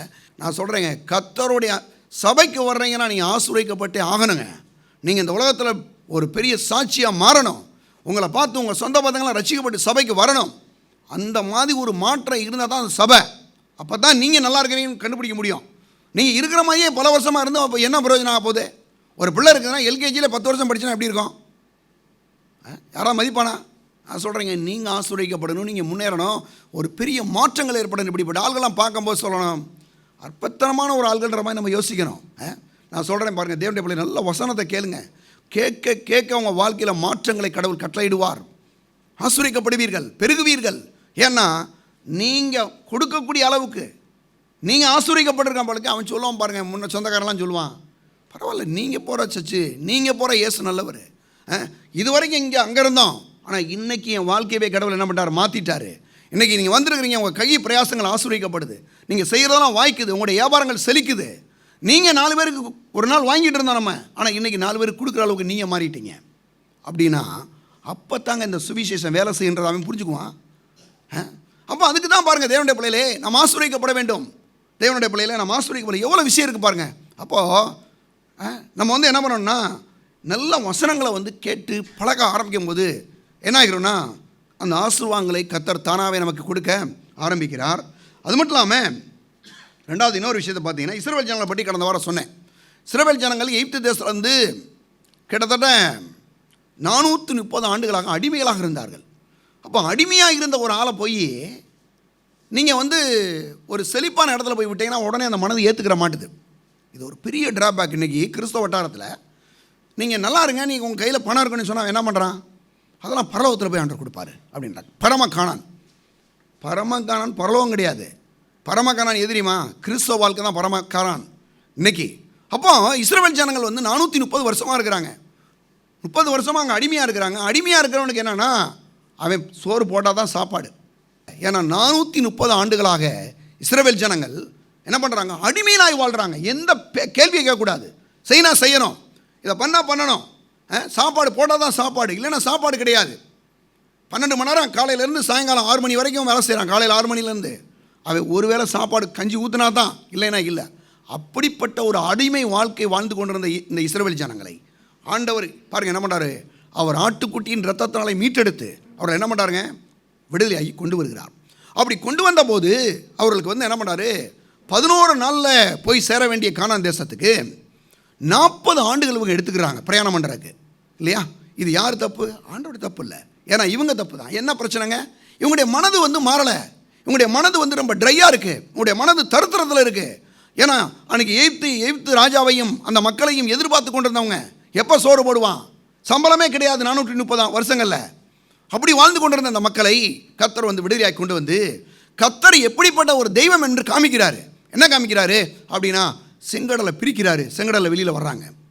அதுக்கு பிறகு வந்தால் பார்த்தீங்கன்னா, அவங்க செங்கடலை தாண்டி வந்தால் அவங்களுடைய சாப்பாட்டுக்கென்று எந்த விதைப்பு கிடையாது, எந்த இதுவுமே கிடையாதுங்க, அறுப்பு கிடையாது. பாருங்கள், வானத்திலேருந்து மண்ணா கொட்டுது. 1 நாள் 2 நாள் கிடையாது. கிட்டத்தட்ட எத்தனை வருஷம், 40 ஆண்டுகள் திருப்தியாக சாப்பிட்றாங்க. இவங்களுடைய மனதை கடவுள் மாற்றுறதுக்கு தேவன் எவ்வளோ பெரிய ஒரு தேவன், அவர் எவ்வளோ பெரிய எல்ஷடாய், அவர் யெகோவா ஈரே என்பதை காண்பிக்கும்படியாக, அவருடைய மனதை மாற்றும்படியாக வார்த்தையை கொண்டு மட்டுங்கல்ல, அவர் செஞ்ச அந்த செயல்களை பார்க்கும்போது இந்த மக்களுடைய மனது மறுரூபமாகன்னு சொல்லி கர்த்தர் என்ன பண்ணுறாருங்க, செஞ்சுக்கிட்டே வராரு. மன்னாவை கொடுக்குறாரு, செங்கடலை பிரித்தார், மன்னாவை கொடுத்தாரு. அடுத்து தண்ணீர் சொல்கிறான். தண்ணீரை பார்த்தீங்கன்னா ஒரு அப்படியே கண்மலையை உடைச்சி 30 லட்சம் பேர் தண்ணி குடிக்கணும். ஆடு மாடுகள் ஒட்டகங்கள் எல்லாம் வச்சுருக்கான், தண்ணி கிடைக்குது, எல்லாம் திருப்தியாக இருக்கான். பார்த்தீங்கன்னா கர்த்தர் இவ்வளவாக அவர்களை போஷித்து என்ன பண்ணுறாரு, 40 ஆண்டுகளே எந்த குறையுமே இல்லாமல் நடத்துகிறாரு. காரணம் என்ன, அவன் இனிமேல் ஒரு நாளும் இந்த அடிமைத்தனத்தின் எண்ணத்தில் வாழக்கூடாது, தான் ஏழை என்ற ஒரு எண்ணத்தில் வாழக்கூடாது. என்னுடைய தேவன் யார், அவர் ஐஸ்வர்யத்தின் தேவன், அவர் செழிப்பின் தேவன், அவர் என்னை ஆசீர்வதிக்க முடியும். எப்படி அந்த எகிப்தில் இருந்து என்னை விடுதலையாக்கினார், அந்த தரித்திரத்தில் என்னை விடுதலையாக்கினார், ஒருவேளை கஞ்சியை குடிச்சு உட்காந்துருந்தவனை கொண்டு வந்து 3 நேரம் திருப்தியாக சாப்பாடு, காடைகள் கொண்டு வந்து குவிக்கிறாருங்க. அவ்வளோ குவிக்கிறார். ஏன்னா அவன் திருப்தியாக சாப்பிட மூலம் என்ன தெரியும்னா, என் கர்த்தர் என்று எவ்வளோ பெரிய தேவையை என்ன பண்ண முடியும், சந்திக்க முடியும் என்பதை அங்கே காட்டுகிறார். இதெல்லாம் அவன் பண்ணிட்டு என்ன பண்ணா, கடந்த வாரம் நான் சொன்னேன், என்னாம 14ஆம் அதிகாரத்தில் வாசித்தோம். என்னென்னா அங்கே 12 பேரை அனுப்புனார். 12 பேரை அனுப்புனா அந்த பாருங்கள், போய் வேவுக்காரர்கள் போகிறாங்க. போனால் கடைசி என்ன பிரச்சனைனா, 10 பேர் வந்து சொல்கிறான், நாங்கள் போய் பார்த்து வந்த தேசம் அது என்னது, பூரா மோசமான ஆளாக இருக்கிறான், பூரா பெரிய அந்த ஏனாக்கின் குமாரன் இருக்கிறான், அந்த அந்த ஆட்கள்லாம் 7 விதமான மக்கள் இருக்கான், அவன் பார்வையில் நம்ம வெட்டுக்கிளியில் போல இருக்கிறோம். இப்படி மக்கள் மத்தியில் ஒரு துர்ச்செய்தியை பரப்புகிறான். உண்மையே விஷயம் என்னென்னா, எகிப்தில் தான் பிரச்சனைங்க. ஆனால் கர்த்தர் கொடுத்த பாலும் தேனும் ஓடுகிற தேசத்தில் இருந்து பிரச்சனை இல்லவே. என்ன பிரச்சனை இல்லைன்னா, கர்த்தர் ஒரு காரியத்தை கொடுக்குறாருன்னா, அதை கொடுக்குறாரு அப்படின்னும் போதே நம்ம என்ன புரிஞ்சுக்கணும்னா, அது நமக்கு நன்மைக்கு தான் கொடுப்பார். ஒரு நாள் நமக்கு தீமை செய்யவே மாட்டார். புரிஞ்சுக்கணும் நம்ம. அப்போ பாலந்தேன் ஓடுகிற கானான் தேசத்தை போய் பார்க்க போகிறான். பார்த்துட்டு வந்து சொல்கிறான் பாருங்க, என்ன சொல்கிறான்னா, அந்த தேசம் வந்து அங்கே போனால் நம்மளால் ஜெயிக்க முடியாது, அந்த தேசம் ரொம்ப அரணிப்பான தேசம், அங்கே பூரா நம்மளை பார்க்கும்போது வெட்டிக்கிளியில் போல இருக்கிறோன்னு சொல்லித்தரு அப்படின்னு சொல்கிறான். அவனை குறித்து அவனுக்கே ஒரு தாழ்வாக பேசிக்கிறான். சிலர்லாம் பார்த்துருக்கீங்களா, தங்களை குறித்து தாங்களுக்கே நல்ல எண்ணம் இருக்காது, ஒரு மாதிரி ஒரு அற்பமான எண்ணம் இருக்கும் பாருங்கள். தங்களை குறித்து நான் என்னங்க போகிறேன், என்ன செய்ய போகிறேங்க, நான் செஞ்சால் இது நடக்குமாங்க அப்படின்னு தான் பேசுவான். ஆனால் கர்த்தர் சொல்கிறாரு, இப்படி நீ பேசக்கூடாது, நான் செய்வதெல்லாம் வாய்க்கு நீ பேசணும், நான் செய்வதெல்லாம் வாய்க்குன்னு பேசணும். அப்படின்னா உன்னுடைய மனது நான் செய்வதெல்லாம் வாய்க்குன்றதை ஒத்துக்கிறணும், அந்த மனது மாறணும். அப்போ என்ன பண்ணுறாரு, தேவன் வாக்கு தத்தத்தை கொடுக்கறது மட்டுமல்லாமல் அவருடைய அற்புதங்களை செய்தது மூலமாகி அவருடைய மனதை மறுரூபமாக்கும்படி செய்கிறார். அவனுக்கு நிறைய என்ன தேவையா, சாப்பாடா, கறியா, தண்ணீரா, பிரச்சனையா, எல்லாத்தையும் இவர் தீர்த்து வைக்கிறார் அப்படின்னா. ஆனால் இவன் சொல்கிறான், போய் அந்த தேசத்தை வந்து நம்மளால் சுதந்திரிக்க முடியாது. ஆனால் நல்ல கவனிங்க, அங்கே யோசுவாவும் காலேப்புன்னு சொல்கிறான், நாம் அதை எளிதாக என்ன பண்ணலாங்க, ஜெயித்து கொள்ளலாம், எளிதாக ஜெயித்து கொள்ளலாம். கர்த்தர் நம்ம மேலே பிரியமாக இருக்கிறார், நாம் எளிதாக ஜெயித்து கொள்ளலாம். நம்ம சொல்லணும் இன்றைக்கி, நாம் எளிதாக ஜெயித்து கொள்வோம். ஏன்னா கர்த்தர் சொல்கிறாரு, பிரியமானவனை உன் ஆத்துமா வாழ்கிறது போல நீ எல்லாவற்றிலும் வாழ்ந்து சுகமாக இருக்கும்படி செழிப்பாக இருக்கும்படி நான் என்ன பண்ணுறேன், விரும்புகிறேன். அவன் சொல்கிறான், கர்த்தர் நம்ம மேலே பிரியமாக இருந்தால் நம்ம சொல்லலாம், இன்றைக்கி கர்த்தர் என் மேலே பிரியமாக தான் இருக்கார், கர்த்தர் இன்னும் என் மேலே கோபமாக இல்லை. ஏன்னா அவருடைய பிரியம் இருக்கிறனால தான் நான் இவ்வளோ நல்லா இருக்கேன், இவ்வளோ ஆசீர்வதிக்கப்பட்டிருக்கிறேன். இன்றைக்கி நம்ம உட்காந்துருக்கமே, எத்தனை பேர் ஹாஸ்பிட்டலில் படுத்துருக்கிறான், ஆனால் கடவுள் அற்புதமான இங்கே உட்காந்துருக்காரா இல்லையா, உட்கார வச்சுருக்காருல்ல, எவ்வளோ சுகத்தோடு எவ்வளோ பலத்தோடு. நான் சொல்கிறேங்க, எத்தனை பேர் என்னென்னமோ கஷ்டத்துலறாங்க. ஆனால் கர்த்தர் இன்றைக்கி எல்லாருக்கும், நான் அடிக்கடி இந்த வீட்டில் உட்காந்து சொல்லுவேன், ஆண்டவரே நீர் கொடுத்த வீட்டுக்காக நமக்கு ஸ்தோத்திரம். எத்தனை பேர் தெருவில் ஒரு சின்ன குடிசை வீட்டில் இருக்கிறாங்க, ஆனால் கடவுள் நம்மளை நேசித்து ஒரு நல்ல வீட்டில் உட்கார வச்சுருக்காரு. எத்தனை பேருக்கு பாவம் கஷ்டப்பட்டு, எவ்வளோ கஷ்டப்பட்டு சாப்பாடு கொள்ளாமல் கஷ்டப்படுறாங்க, ஆனால் கர்த்தரனைக்கு நம்முடைய எல்லா தேவையிலையும் சந்திக்கிறாரே. அதெல்லாம் நீங்கள் யோசிக்கும் போது நம்முடைய மனது கண்டிப்பாக மாற வேண்டும், கர்த்தருக்கு நன்றி சொல்லி ஆகணுங்க. அப்போ தேவனுடைய பிள்ளையிலே நாம் கவனிக்கணும் என்னென்னா, அப்போ அந்த செயல்களை வச்சு சொல்கிறாரு, நான் கர்த்தர் உனக்கு நன்மை செய்ய என்னால் முடியும், நீ விசுவாசின்றார். இவன் சொல்கிறான் பாருங்கள், அந்த தேசத்தை பற்றி தப்பாக சொல்கிறான். கடைசி என்ன ஆகி போச்சு அப்படின்னா, 30 லட்சம் இஸ்ரவேலர் மக்களும் அழுகிறான், ஒரே நாள் அழுகிறாங்க. ஒரு வீடு கிடையாதுங்க, 2 வீடு, 6 லட்சம் குடும்பங்கள், 6 லட்சம் குடும்பத்துலையும் அழுகிறான். 30 லட்சம் இஸ்ரவேலர்கள் ஒரே அழுக, நைட்டு முழுதும் அழுகிறான். எதுக்குடா அழுகிறான்னா, கர்த்தர் வந்து எங்களை எகிப்திலிருந்து கொண்டு வந்து தப்புன்றான். நாங்கள் எப்படி போய் சுதந்திரிக்க முடியும்? அநேக கிறிஸ்தவ மக்கள் கூட இன்றைக்கி அப்படி தான். கிறிஸ்தவ வாழ்க்கையிலே நான் ஏன் வந்தேன்னு சொல்லி இந்த வாழ்க்கையை குறித்து சில தவறான எண்ணங்கள். நான் சொல்கிறேங்க, இந்த கிறிஸ்தவ வாழ்க்கை மாதிரி ஒரு வெற்றியான ஆசிரமான ஒரு செழிப்பான வாழ்க்கை இந்த உலகத்தில் எதுவுமே கிடையாதுங்க. கிறிஸ்து இல்லைன்னா அவன் வாழ்க்கை ஒன்றுமே கிடையாது, ஜீரோ. ஆனால் ஆண்டவராக இயேசு ஒரு மனுஷனுடைய வாழ்க்கையில் இருப்பார் என்று சொன்னால், நான் சொல்கிறேன், அவன் ஜீரோவாக இருந்தால் கூட அவனை கர்த்தர் ஹீரோவாக மாற்றிடுவார், அப்படி ஆசீர்வதிச்சிடுவாருங்க. அதுதான். அப்போ தேவனுடைய பிள்ளையிலே ஆண்டவராக இயேசு உள்ள வரும்போது அவ்வளோ பெரிய ஒரு மாற்றங்கள் ஏற்படுது. இன்றைக்கி நம்ம என்ன புரிந்து கொள்ளணும் அப்படின்னா, இஸ்ரவேல் ஜனங்களை ஆசீர்வதிக்கிறார். ஆனால் நான் கடந்த வாரம் சில விஷயங்களை சொன்னேன், அவன் துச்சையெல்லாம் பரப்பிட்டான்னு சொல்லியா. இப்போ இதை பற்றி எபிரேயர் நிறுவ ஆசிரியர் வேற மாதிரி சொல்கிறார். எடுங்க, எபிரேயர் 3ஆம் அதிகாரம், அங்கே போகலாம் நம்ம. எபிரேயர் 3ஆம் அதிகாரம் 18, 19 2 வசனம் மட்டும் வாசிப்போம். பின்னும் என்னுடைய இளைப்பாறுதலை பிரவேசிப்பதில்லை என்று அவர் யாரை குறித்து ஆணையிட்டார்? கீழ்ப்படியாதவர்களை குறித்து அல்லவா? ஆதலால் அவிசுவாசத்தினாலே அவர்கள் அதிலே பிரவேசிக்க கூடாமல் போனார்கள் என்று பார்க்கிறோம். என்ன சொல்கிறாரு அப்படின்னா, எபிரேயர் நிறுவத்தை எழுதினுடைய ஆசிரியர் சொல்கிறாரு, பல 100 வருஷத்துக்கு முன்னால் நடந்த விஷயத்தை ஒரு கோட் பண்ணுறாரு. என்ன சொல்கிறாரு, அவங்க ஏன் வந்து அதை போய் சுதந்திரிக்கலை, அப்படின்றார். பின்னும் என்னுடைய இளைப்பாறுதலில் அவர் பிரவேசிப்பதில்லை என்று அவர் யாரை குறித்து ஆணையிட்டார்? கீழ்ப்படியாதவர்களை குறித்து அல்லவா? கீழ்ப்படிதல் அப்படின்னா என்னென்னா, கர்த்தர் சொல்லிட்டாருன்னா செய்வார், அவ்வளோதான். அதை விசுவாசிக்காமல் சூழ்நிலையில் பார்க்குறது, மனுஷனை பார்க்குறது, பேய் வந்துருச்சு, பிசாசு வந்துருச்சு, அது வந்துருச்சு, இது வந்துருச்சு, இதெல்லாம் பார்க்குறத விட்டுட்டு கர்த்தர் என் கூட இருக்காருங்க, எவ்வளோ பெரிய பிரச்சனை வந்தாலும் என்னால் ஜெயிக்க வைக்க அவரால் முடியும். ஏன்னா வேதம் சொல்லுது, தேவனால் பிறப்பதெல்லாம் உலகத்தை ஜெயிக்கும், உங்கள் விசுவாசமே உலகத்தை ஜெயிக்கிற ஜெயம். அப்போ அவன் என்ன பேசிகிட்டு இருக்கு? ஏன் அந்த ஒரு கொஞ்சம் அந்த ஒரு 40 வயசுக்குள்ளே இருந்தவங்க மேலே உள்ளவங்களாம் ஏன் போகலாங்க அப்படின்னு கேட்டதுக்கு அங்கே என்ன பண்ணா, இவன் விசுவாசிக்கலை. கடைசி அவங்களுடைய பிள்ளைகள் போகிறாங்கன்னா யோசுவா காலேப் உள்ளே போகிறாங்க. எப்படிங்க போனாங்கன்னா, அவங்க விசுவாசித்தாங்க. நான் சொல்கிறேன், இங்கே இருக்க கூட்டம் யோசுவா காலேப் கூட்டம். இங்கே இருக்க இந்த சபையில் இருக்கக்கூடிய மக்கள்லாம் எப்படி இருக்குங்க? யோசுவா காலேப் மாதிரி விசுவாசிக்கிற கூட்டம். மற்றெல்லாம் என்ன பண்ணுறான்னா, கொடுப்பாரா கொடுக்க மாட்டாரா? நான் சொல்கிறேன், எந்த பிரச்சனை வரட்டும், எது வேணால் வரட்டும், அவைகளை எதிர்த்து நின்று ஜெயிக்கக்கூடிய அளவுக்கு தேவன் நம்மளை ஆசீர்வதித்திருக்கிறார். ஏன்னா வேதம் சொல்லுது, தேவனால் பிறப்பதெல்லாம் உலகத்தை ஜெயிக்கும், உங்கள் விசுவாசமே உலகத்தை ஜெயிக்கிற ஜெயம். அப்போ தேவனுடைய பிள்ளைகளே, நம்ம என்ன பண்ணணும்? இதை விசுவாசிக்கணும். தேவனுடைய வார்த்தை என்ன சொல்லுது அதை கேட்கணுங்க. கேட்டுட்டிங்கனாவே அடுத்து ஈஸியாக மேலே போயிட்டே இருப்போம். யார் நம்மளை இழுக்க முடியும்? பாருங்கள் எடுங்க என்னாமத்தில் அங்கே இன்னும் எபிரேயரில் கூட இன்னும் ஒரு சில வசனங்களை வாசிப்போம். 4ஆம் அதிகாரம். அப்படி 4ஆம் அதிகாரத்தில் 2 பாருங்கள் 1-2 வசனங்களை வாசிக்கிறேன். ஆனபடினாலே அவருடைய இளைப்பாறுதலிலே பிரவேசித்ததற்கு ஏதுவான வாக்குத்தத்தம் நமக்கு உண்டாயிருக்க, உங்களில் ஒருவனும் அதை அடையாமல் பின்வாங்கி போனவனாக காணப்படாதபடிக்கு என்ன செய்ய கடவோம்? பயந்திருக்க கடவோம். என்ன சொல்கிறாரு அப்படின்னா, வாக்குத்தத்தம் பண்ணதை யாரும் பெற்றுக்கொள்ளாமல் போயிடக்கூடாது, அதுக்கு நீங்கள் பயந்துருங்க. நான் கண்டிப்பாக பெற்றுக்கொண்டே ஆவேன் அப்படி வாங்க. 2வது வசனத்துக்கு வராரு பாருங்கள். ஏனெனில் சுவிசேஷம் அவர்களுக்கு அறிவிக்கப்பட்டது போல நமக்கும் அறிவிக்கப்பட்டது. கேட்டவர்கள் விசுவாசம் இல்லாமல் கேட்டபடினால் அவர்கள் கேட்ட வசனம் அவர்களுக்கு பிரயோஜனப்படவில்லை. அப்போ எப்படியா? வசனத்தை கேட்கும் போதே என்ன பண்ணணும்? விசுவாசத்தோடு கேட்கணுமா? இது என் வாழ்க்கையில் நடக்கும். இன்னைக்கு பண்ணுற அந்த பிரசங்கம் இருக்கா, என் வாழ்க்கையில் இது நடக்குங்க அப்படின்றத நம்ம என்ன பண்ணுவோம்? விசுவாசிக்கணும். மற்றவன் விசுவாசிக்கலை விட்டுருங்க. ஆனால் நம்ம என்ன விசுவாசிக்கணும்? இன்றைக்கி நாம் கர்த்தருடைய இந்த வசனம் எனக்கு வந்திருக்கு, இது என் வாழ்க்கையில் நிறைவேறும் என்பதை நாம் விசுவாசித்தால் தான் என்ன பண்ண முடியும்? அவைகளை பெற்று அனுபவிக்க முடியும்.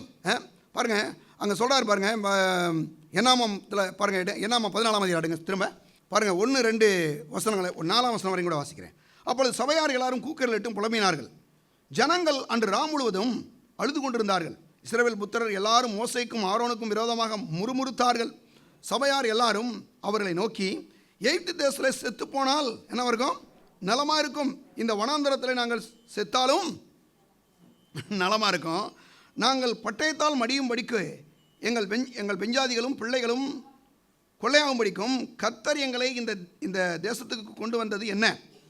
எகிப்துக்கு திரும்ப போகிறதே எங்களுக்கு உத்தமம் அல்லவோ என்றார்கள். பின்னும் அவர்கள் நமக்கு ஒரு தலைவனை ஏற்படுத்தி கொண்டு எகிப்துக்கு திரும்ப போவோம் வாருங்கள் என்று ஒருவரோடு ஒருவர் சொல்லி கொண்டார்கள். பாருங்கள், ஒரு தப்பான செய்தி அவங்க வாழ்க்கை எவ்வளோ கேடுக்குள்ளே கொண்டு போய் பாருங்கள். சொல்கிறான், நீங்கள் எங்களை எகிப்திலிருந்து கொண்டு வந்த தப்பு. ஏன்னா நாங்கள் பேசாமல் அங்கேயே இருந்துருக்கலாம், ஒருவேளை அங்கேயே செத்துருக்கலாம், அப்படிலாம் பேசுகிறான். சில நேரங்களில் கிறிஸ்தவ வாழ்க்கையில் சில பிரச்சனைகள் வரும்போது சில விசுவாசிகள் எப்படி பேசுகிறாங்கன்னா, செத்து போனால் கூட நல்லா இருக்குமோ, ஒருவேளை அந்த ஊரை விட்டு போயிட்டா கூட நல்லா இருக்குமோ, ஒருவேளை அப்படியான நல்லா இருக்குமோ, இப்படியான நல்லா இருக்குமோன்னு சொல்லி பல 1000 கேள்விகளை மனதில் போட்டுக்கொண்டு குழப்பிக் கொள்கிறார்கள். நல்ல கவனிய தேவனுடைய பிள்ளைகளே, அவர் சொல்கிறார், இதுக்கு தான் அவருடைய ரத்தத்தை சிந்தி நம்மளை ரசித்தாரா? கொஞ்சம் யோசிங்க. அவங்க சொல்கிறாங்க, இதோட பெரிய கூத்த தெரியுமா, இந்த பின்னால் போகிறதுக்கு ஒரு தலைவனை ஏற்படுத்திக்கணுமா? எப்படிங்க? பாஸ்டர் இந்த பாஸ்டர் வேணாமா?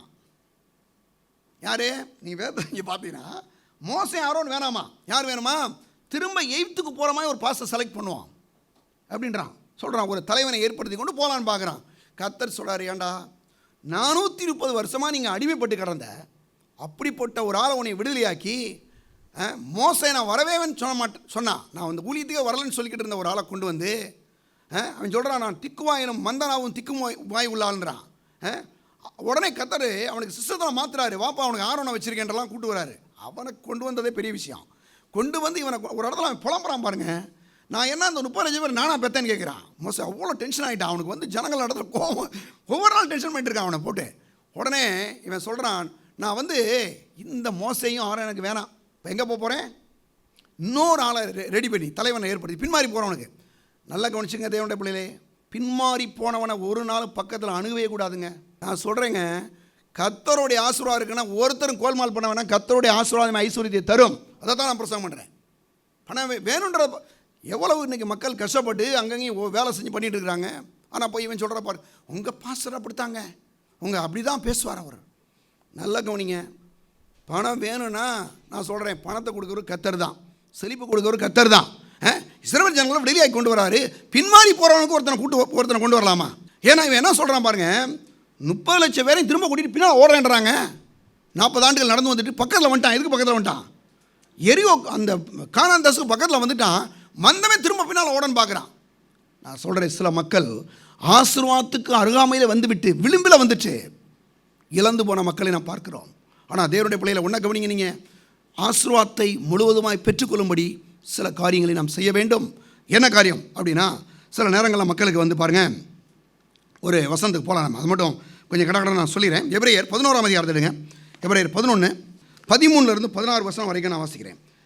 இவர்கள் பாருங்கள், இவர்கள் எல்லாரும் வாக்குத்தத்தம் பண்ணப்பட்டவைகளை அடையாமல் தூரத்திலே அவைகளை கண்டு என்னது நம்பி அணைத்து கொண்டு பூமியின் மேல் தாங்களை அந்நியரும் பரதேசிகளும் என்று அறிக்கையிட்டு என்னது விசுவாசத்தோடே மரித்தார்கள். என்ன பண்ணிட்டானா, இது போதும், எனக்கு போதும், இதோட போதும், போ வனாந்திர வாழ்க்கையே போதும், பாலும் தேனெலாம் எனக்கு வேணாம், அப்படி தான் அவன் யோசிக்கிறான். ஆனால் நான் சொல்கிறேங்க, வனாந்திர வாழ்க்கை நம்ம வாழ்க்கையை விட்டு ஒளிஞ்சு போச்சு.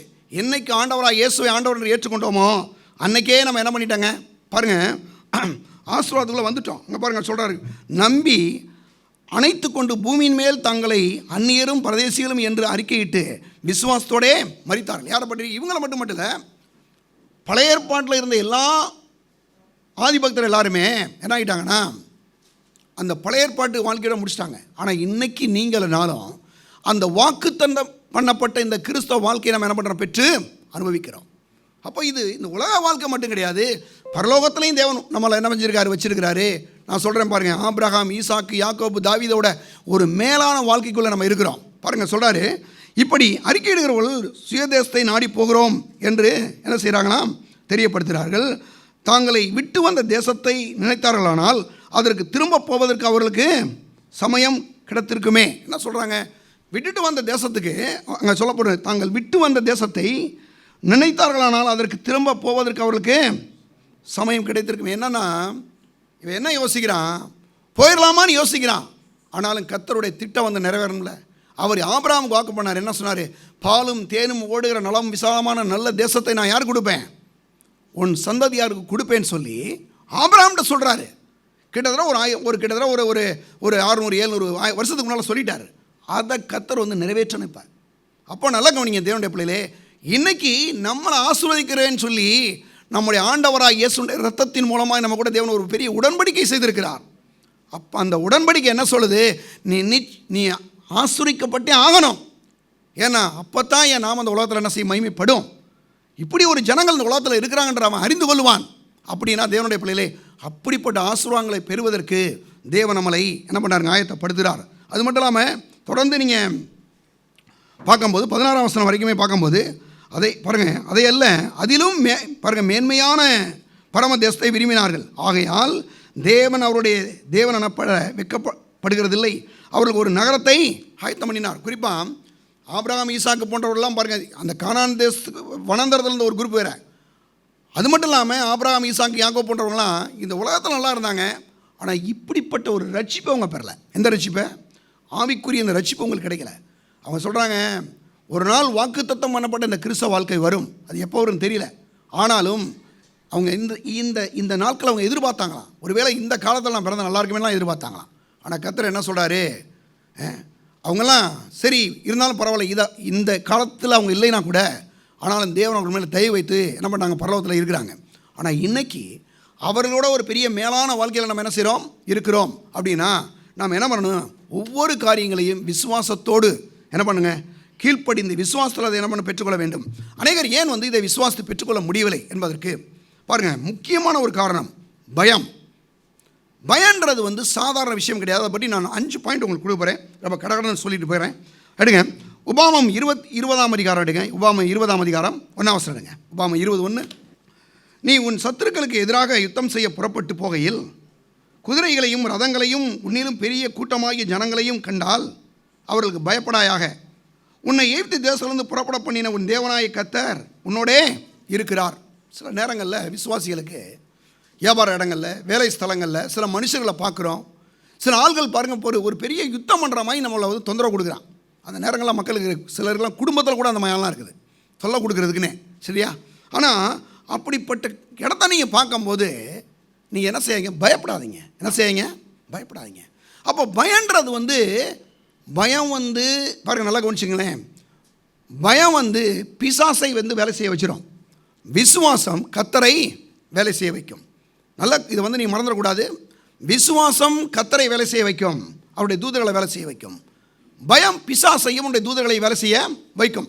அப்போ நீங்கள் என்ன பண்ணணும் அப்படின்னா, இந்த பயப்படுற காரியமே வந்து சில நேரங்களில் பாருங்கள் மக்களுக்கு ஒரு பெரும் பிரச்சனை. பணத்துக்கு என்ன செய்வோம், அதுக்கு என்ன செய்வோம், இதுக்கு என்ன செய்வோம். சிலருக்கெல்லாம் பார்த்தீங்கன்னா பிள்ளைங்கள் பெரிய திருமணத்துக்கு என்ன செய்வோம், திருமணத்துக்கான பணத்துக்கு என்ன செய்வோம், அதுக்கு என்ன, இப்படிலாம் சில குழப்பங்கள். இப்படிலாம் இருக்கும்போது கர்த்தர் சொல்கிறாரு, நீ வந்து அதை கண்டு என்ன செய்யணும்? பயப்பட வேண்டாம் அப்படின்றாரு. அங்கே பாருங்க சொல்கிறாரு, உன்னிலும் பெரிய கூட்டமாகிய ஜனங்களையும் கண்டால். உன்னிலும் பெரிய, சிலர்லாம் சொல்லுவாங்க பாருங்கள், ரொம்ப ஒரு பெரிய ஆளுங்க, இவர் கூட நம்ம மோத முடியுமா அப்படிலாம் சொல்லுவாங்க. நான் சொல்கிறேங்க, நம்ம யாரு கூட மோத வேணாம். நமக்கு விரோதமாக யாராவது வந்தால் அவங்க நம்ம கூட வரல, அவங்க நம்முடைய கர்த்தருக்கு விரோதமாக வர்றாங்க. அப்போ நீங்கள் என்ன பண்ணணும் அந்த இடத்துல அப்படின்னா, எனக்கு விரோதமாக இந்த பிரச்சனை வரல, யாருக்கு விரோதமாக வந்திருக்கு? என்னுடைய தேவனுக்கு விரோதமாக வந்திருக்கு. நான் அதை ஜெயிக்க போல என் கூட இருந்து கர்த்தரை நீ ஜெயிக்க வைக்க முடியும். அதை விசுவாசிக்கணும். உங்கள் வாழ்க்கையில் சில பிரச்சனை கண்டு பயப்பட வேண்டாம். பயந்து அந்த இஸ்ரவேல் ஜனங்கள் வந்து, ஐயோ அங்கே பெரிய ராஜாசே இருக்கான், நான் அந்த வந்த வழியில் பின்னால் ஓடி போயிடுறேன் அப்படின்னு யோசிக்க வேண்டாம். எந்த இடத்துல அந்த வழிகள் அடைக்கப்பட்டிருக்கோ அந்த இடத்தை கர்த்தர் திறந்து கொடுப்பாருங்க. வாசல் திறக்கப்படும், கதவுகள் திறக்கப்படும். எந்த மனுஷர்கள் எதிரிகளாய் விரோதமாக எழும்புகிறார்களோ அந்த மனுஷர்கள் உங்கள் பட்சமாய் வருவார்கள். அப்போ தேவனுடைய பிள்ளைகளே, அந்த பயம் வந்து ஒரு பெரிய பிசாசுடைய ஒரு ஆயுதம் பாருங்கள். பயப்படக்கூடாது. ரெண்டாவது அடுத்து பார்த்தீங்கன்னா அதில் வந்து 8ஆம் வசனம், அதே அதிகாரத்தில் 8ஆம் வசனம். பின்னும் அதிபதிகள் ஜனங்களுடனே பேசி பயங்களிலையும் திடவற்றமான எவனோ அவன் தன் சகோதரனின் இருதயத்தை போல கரைந்து போக பண்ணாதபடிக்கு தன் வீட்டுக்கு திரும்ப போக கடவன் என்று சொல்ல வேண்டும். ஒரு வேளை ஒருத்தன் அவங்ககிட்ட அவங்கள பயமுறுத்திக்கிட்டே இருக்கான். ஒருத்தன் எப்போ பார்த்தாலும் அவனுக்கு பயமுறுத்துறதான் வேலையே, பிரச்சனையே கிடையாது, ஆனால் அவங்கள பார்த்து பயமுறுத்துறான். ஐயோ அப்படியா இருங்க. அப்படி யாராவது ஒருவர் உங்களை பயமுறுத்துவார்கள் என்று சொன்னால், நல்லா கவனிங்க, பிரசங்கத்தை கவனிக்கணும். யாராவது உங்கள் வாழ்க்கையில் வந்து இந்த அப்படி ஆயிரும். சில இடங்கள்லாம் பார்த்தீங்கன்னா நிறையா பேருக்கு நிறைய விதமான பயம். கல்யாணம் முடிக்கலைன்னு பயம், கல்யாணம் முடித்த பிறகு பயம், என்னென்னமோ பயம், குழந்தை வந்த பயம், திருமணம் ஆகாத பயம், திருமணம் ஆன பிறகு பயம், என்னென்னமோ பயம். ஒரு ஊழியக்காரர், டான்காஸ் ஊழியர் சொல்கிறாரு, சிலருக்கெல்லாம் பார்த்தீங்கன்னா பூனையை குறித்து பயம், யானையை குறித்து பயம், இந்த கடப்பாம்பூச்சி ஓடு பாருங்கள், அதை குறித்து சிலர்லாம் பயப்படுறான். என்னத்தை வச்சு வேணாலும் செய்ய வைக்கிறது?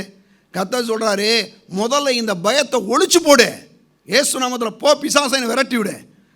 பயம் வந்து ஒரு பெரிய பயங்கரமான பிசாசுடைய ஒரு ஆயுதங்க. பயப்படக்கூடாது. யாராவது ஒருத்தன் உங்களை பயமுறுத்துறானா அவனுக்குள்ளே இருந்து யார் பேசுகிறது? உங்கள் கூட வேலை பார்க்குறவனாக இருப்பான், உங்கள் சொந்தக்காரனாக இருப்பான், யாரா வேணாலும் இருப்பாங்க. உங்களை பயமுறுத்துறானா அவனுக்குள்ளே முழுக்க பிசாசுக்குள்ளே இருக்குது. பிசாசு உங்களை பயமுறுத்துறதுக்கு அவனை பயன்படுத்துது. நீங்கள் நல்லா இருக்கக்கூடாது அவன் வந்து நினைக்கிறான், அவன் மூலமாக பிசாசு வேலை செய்யுது. தேவனுடைய பிள்ளைகளை மிக கவனமாக நீங்கள் புரிந்து கொள்ளுங்கள். அப்போ என்ன பண்ணணும்? இந்த பயமுறுத்துகிற விஷயம் வருதுன்னு அவன் சொல்லணும், அப்பால போ சாத்தானே, ஏசுனாரவே பயமுறுத்த பார்க்குறான். ஒருத்தன் என்ன சொல்கிறான், ஏசு வந்து படகுல போயிட்டுருக்காரு. போயிட்டு இருக்கும்போது பாருங்கள், அங்கேருந்து சொல்கிறான் பாருங்கள், இந்த சீசர்லாம் எந்திரிச்சிட்டான், நல்ல சீசர்கள் தான், அவனுக்குள்ளே பிசாசு உள்ளே புந்துருச்சு போல. அவன் பாட்டு பேசுகிறான், என்ன சொல்கிறான் பாருங்கள், திடீர்னு, ஆண்டவரே நாங்கள் செத்து போகிறது உங்களுக்கு கவலை இல்லையா? அவர் சொல்கிறார், ஏன்டா செத்து போகிற கடை உன்னை கூப்பிட்டு வந்தேன், கொஞ்சமாக நீ யோசிடா. செத்து போகிறதுக்கு உன்னை வந்து உங்களை இந்த ஊழியத்துக்கு வான்னு கூப்பிட்டு வந்தேனா? செத்து போகிறதுக்கு உன்னை வந்து இங்கே போய் ஊழியம் செஞ்சு சொல்லி கொண்டு போனேனா? நல்லா கவனிங்க. கர்த்தர் சொன்னார், அவர் சொல்கிறாரு, ஏன் விசுவாசிக்கலை, ஏன் பயந்த நீ பேசியா நடக்கும் அப்படின்றார் பாருங்க. பாருங்க, ஏசு எந்திரிச்சுனார், எந்திரிச்சு காற்றே இறையாதே கடலே அமைதலாருன்னு சொன்னார் பாருங்க, காற்றும் கடலும் அமைதலாயிற்று. என்னைக்கு உங்களுக்கு பயம் வருதோ, நான் உங்களுக்கு சொல்கிறேங்க தேவனுடைய பிள்ளை, கவனமாக கவனிக்கணும். பயம் எப்போ வருதோ வாயை திறந்து சொல்லுங்கள், இயேசுவின் நாமத்தில் பிசாசே உன்னுடைய பயத்தை எடுத்துக்கொண்டு என்ன பண்ண ஓடிப்போ. ஒருவேளை எந்த விஷயமா இருக்கலாம், உங்களுடைய பொருளாதாரமாக இருக்கலாம், ஒரு சிலருக்கு ஒரு சின்ன வியாதிங்க, லேசாக நெஞ்சில் குத்துருக்கும், உடனே ஹார்ட் அட்டாக் வந்துருமோன்றான். சும்மாங்க நாள் அப்படி ஆள் இருப்பான், சும்மா லேசாக இந்த இடத்துல ஒரு லேசாக ஒரு வலி, தண்ணி குடித்தா சரியாக போயிடும். இதுக்கு செத்துருவணும், அப்படியா இருமோ இப்படியா இருமோ, என்னையா அது சர்ச்சுக்கு, இந்த சர்ச்சுக்கு வந்து அப்படிலாம் பேசாதீங்க. சொல்லுங்கள், இயேசுவின் நாமத்தில் பிசாசை என்னை தொட உனக்கு அதிகாரம் கிடையாது. கர்த்தருடைய விலையேற பெற்ற ரத்தத்தினாலே என்னை விலைக்கரையும் கொடுத்து என் வாங்கியிருக்கிறாரு, அவரை தாண்டி வந்து உன்னால் தொட முடியுமா? ஏன்னா விலைக்கரையும் கொடுத்து வாங்கினது சும்மா ஏதோ 5 ரூபா 10 ரூபா வச்சு வாங்கினாரா? இயேசுடைய விலையேற பெற்ற சொந்த ரத்தத்தினால நம்மளை வாங்கியிருக்காருங்க. அப்படி வாங்கியிருக்கிற தேவன் நம்மளை சும்மா விட்டுருவாரா? நீங்கள் என்ன அனாதை பிள்ளைகளா? கிடையாதுங்க. அவருடைய விலையேற பெற்ற ரத்தத்தினால மீட்டெடுக்கப்பட்ட தேவனுடைய பிள்ளைகள். உங்களை தொடுவதற்கு சாத்தானுக்கு எந்த ஒரு அதிகாரம் கிடையாது. நீங்கள் பேசணும், நான் தேவனுடைய பிள்ளை, நான் தேவனுடைய சொத்து, பிசாசே என்னை தொடுவதற்கு உனக்கு எந்த ஒரு அதிகாரமும் இல்லை. பேசணும், அப்படி பேசுங்க. அப்போ பயம் உங்களை விட்டு போயிருங்க. பயம் போனாவே அந்த இடத்துல விசுவாசம் வந்துடும், அடுத்த ஆசீர்வாதத்தை தானாக வர ஆரம்பிச்சிடும். நீங்கள் பயப்படுற வரைக்கும் எதுவுமே வராது. நான் சொல்கிறேன், உண்மையாக சொல்கிறேன், எதுவுமே வராது. நீங்கள் போய் ஜெபம் பண்ணலாம், ஆண்டவரே அல்லேலூயா எனக்கு இதை கொடு, அவர் சொல்லுவார். பயப்படுறத நிப்பாட்டு, நீ பயப்படுற நிப்பாட்டுற வரைக்கும் நான் உனக்கு கொடுத்தேன்னா அப்புறம் நீ எல்லாத்தையும் விட்டு ஓடி போயிடுவேன். அப்போ என்ன பண்ணணுங்க? அப்போ யாராவது வந்து உங்களை பயமுறுத்துறாங்கன்னு வச்சுங்க, பயப்படுத்த வைக்கிறாங்க. அங்கே வேற சொல்லுது, இருக்குங்க அந்த வசனத்தில் அந்த 8 இன்னொரு வசனம் கூட அதில் வாசிக்கணும். அவர் அந்த வசனத்தில் அப்படியே சொல்கிறாரு நினைக்கிறேன் இல்லையா? அங்கே பாருங்கள் 8ஆம் வசனம் தான் கிடைங்களே பாருங்களேன். பின்னும் அங்கே சொல்லப்படுங்க பாருங்கள், அதிபதிகள் ஜனங்களுடனே பேசி பயங்காலியும், என்னதுங்க நம்ம ஊரில் சொல்கிறோம் பயந்தாங்கோலின்றோம், அங்கே எப்படி போட்டிருக்கேன் இன்றைக்கி அதான் திரும்ப வாசிட்டு இருந்தேன். பயங்காலியம்னா என்னென்னா, சிலர்லாம் பாருங்கள் சும்மா ஒரு கருப்பு துணி தொங்கிட்டு இருந்தால் கூட பேய் வந்துருச்சோ. சில வீடுகளை பாருங்கள் துவைச்சி போட துணி தொங்கிட்டு இருக்கோம், அங்கே எவனோ வந்து உள்ளே இறங்குற மாதிரியே ஒரு திக்கிங்க, அப்படியே எந்திரிச்சோடனே பாருங்கள் அப்படியே பயந்து நடுங்கிறது. முழுக்க முழுக்க சாத்தானுடைய கண்ட்ரோலில் இருக்கிறதுலாம் என்ன பண்ணணும்னா, இயேசுவை நாமத்தில் பிசாசே போ அப்படின்னு விரட்டணும். விரட்டுறதை கற்றுக்குங்க. இயேசு நாமத்தில் சொல்லுங்கள் எல்லாரும், இயேசு நாமத்தில் பிசாசே என் மீது உனக்கு எந்த அதிகாரமும் கிடையாது. இயேசுவின் நாமத்தினால என்னை விட்டு, என் குடும்பத்தை விட்டு, என் தொழில்களை விட்டு, என் பிள்ளைகளை விட்டு, என் கணவனை விட்டு, என் மனைவியை விட்டு அப்பால போ சாத்தானே, இயேசு நாமத்தில் போ. இப்படி தான் பேசணும். இன்றைக்கி நான் உங்களுக்கு ட்ரைனிங் கொடுத்துருக்கேன், நீங்கள் இதே மாதிரி தான் பேசணும். அங்கே வந்து பாஸ்டர் என் பொஞ்சாதிக்கு இப்படி ஆயிடுச்சு பாஸ்டர், எங்கள் வீட்டுக்காரருக்கு இப்படி ஆயிடுச்சு பாஸ்டர், என் பிள்ளையெல்லாம் ஒன்றும் சரியில்லை பாஸ்டர். உங்கள் பிள்ளைக்கு பின்னால் இருக்க பேயை இயேசுவின் நாமத்தில் சபிக்கிறேன்னு சொல்லுங்கள், கட்டுறேன்னு சொல்லுங்கள், அதிகாரத்தை எடுங்க, இயேசு நாமத்தில் பிள்ளைகளை கொண்டு வாங்க, செய்யுங்க. பிள்ளை சர்ச்சுக்கு வரல, அதை அடிச்சாப்புல வந்துடுமா? நீங்கள் சொல்லணும், இயேசுவின் நாமத்தில் என் பிள்ளையை சபைக்கு வரவிடாதபடி, இந்த ரட்சிப்புக்குள்ளே வரவிடாதபடி தடை செய்கிற பிசாசை இயேசுவின் நாமத்தில் சபிக்கிறேன், இயேசு நாமத்தில் கட்டுறேன், இயேசு கிறிஸ்துடைய விலையேற பெற்ற ரத்தத்தை பிள்ளை மேலே தெளிக்கிறேன்னு சொல்லுங்கள். பிள்ளை தானாக வரும். ஒரே ஒரு வசனம் மட்டும் வாசிங்க, எல்லாரும் எடுத்துங்க. 1 யோவான் 4ஆம் அதிகாரம் 18ஆம் வசனம், சீக்கிரம் எடுங்க. 1 யோவான் 4ஆம் அதிகாரம் 18ஆம் வசனம். அன்பிலே பயமில்லை, பூரண அன்பு பயத்தை புறம்பே தள்ளும், பயமானது வேதனை உள்ளது, பயப்படுறவன் அன்பிலே பூரணப்பட்டவன் அல்ல. நல்ல கவனிங்களேன், பயமானது பாருங்க சொல்றார், அன்பிலே பயம் இல்லை. அன்பிலே, இதை விளக்கறதுக்கு ஒரு சின்ன இது மட்டும் சொல்லி முடிச்சிடுறேன். உங்களுக்கு இந்த கயரில் நடந்து போகிறாங்களா, அதை பற்றி உங்களுக்கு தெரியுமா? எல்லோரும் பார்த்துருப்பீங்க. நீங்கள் கயரில் நடந்து விளையாடுறாங்களா அவங்க. அப்போ அந்த கயரில் நடக்கிறவர் ஒரு நாள் என்ன பண்ணாராம், 2 மலைகளுக்கு இடையில் கயரை கட்டி அவர் என்ன பண்ணாராம், ஒரு பெரிய கூட்டம், நான் வந்து இந்த மாதிரி நடக்க போகிறேன், இந்த மலையில் அந்த மலையில் கயரை கட்டியாச்சு, அதில் நடக்க போகிறேன்னு சொல்லி ஊரிலெல்லாம் அலௌன்ஸ் பண்ணிட்டார். திரளான கூட்டம் வந்துருச்சுங்க. மக்கள் வந்த உடனே பார்த்தாங்களாம். பார்த்தோன்னா எப்படி நடக்கிறாரு, அப்படியே ஒரு நடந்து போகிறாரு, அங்கேருந்து வராரு, இங்கேருந்து வரார். கடைசி சொன்னாராம், உங்களை யாராவது என் மேலே என் தோளில் ஏறி உட்காந்துக்குங்க, உங்களையும் தூக்கிட்டு நடக்கிறேன் அப்படின்னா கைதட்டு நாள் பூரா அமைதியாக மாட்டானா. ஐயோயோ, இந்த ஆள் நடக்கிறது ரைட்டு, நம்ம ரசிக்கிறோம், இந்த ஆள் வாட்டுக்கு கொண்டு போய் நம்மளை கீழே போட்டால் நம்ம உயிரை போயிடுமே அப்படின்னு. பக்கத்தில் அவர் அங்கே ஒரு சின்ன பையன் நின்றுட்டு இருந்தானா. அவனை பார்த்து அவன் சொன்னானா, நான் வர்றேன் அப்படின்னானா.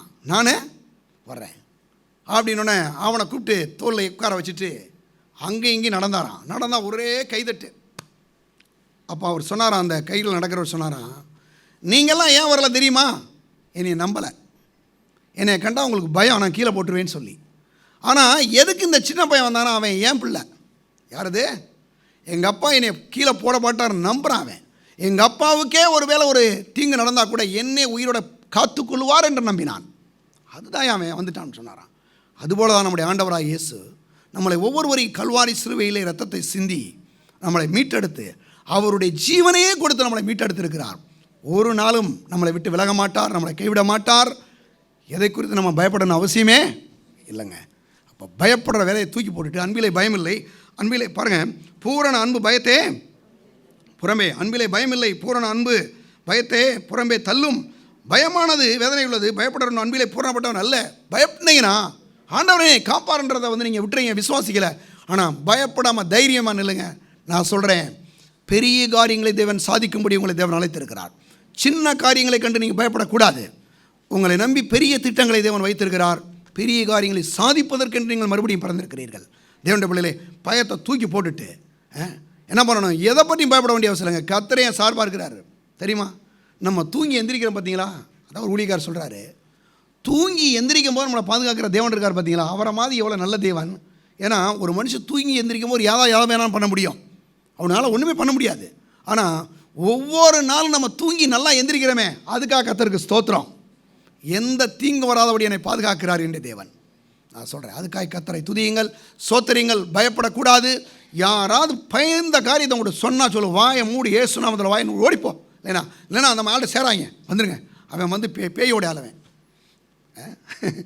அப்போ என்ன பண்ணணுங்க? அந்த ஆள்கிட்ட பக்கத்தில் போகக்கூடாது. யாராவது பயமுறுத்துறானா உங்களை பயங்காலியும் பேர் என்ன பேருங்க? நான் இவ்வளோ நாளும் பயந்தான் கோலி நினச்சிட்டு இருந்தேன். Correct, super translate. பயங்காலி, பயத்தை அப்படியே காட்டுறது. ஓ அப்படி இப்படின்னு தூக்கி போட்டுட்டு கர்த்தர் நம்ம சார்பாக இருக்கிறார். தேவனால் பிறப்பதெல்லாம் உலகத்தை ஜெயிக்கும், உங்களை விசுவாசம் உலகத்தை ஜெயிக்கிற ஜெயம். எல்லாரும் எழுதி நிற்போம். பரலோக பிதாவே, நன்றியோடு ஸ்தோத்திரிக்கிறோம். உடைய விலையேற பெற்ற ரத்தத்தை மீண்டுமாக உடைய ஜனங்கள் மேலே தெளிக்கிறோம். உடைய பிள்ளைகள் ஒவ்வொருவரையும் ஆசீர்வதிக்கும்படியாக நாங்கள் ஜெபிக்கிறோம். கர்த்தாவே நல்லவரே, உடைய ஜனங்களுடைய வாழ்க்கையுடைய எல்லா பயங்களும் எல்லா விதமான விரோதமான சூழ்நிலைகளும் இயேசுவின் நாமத்திலே மாறுவதாக.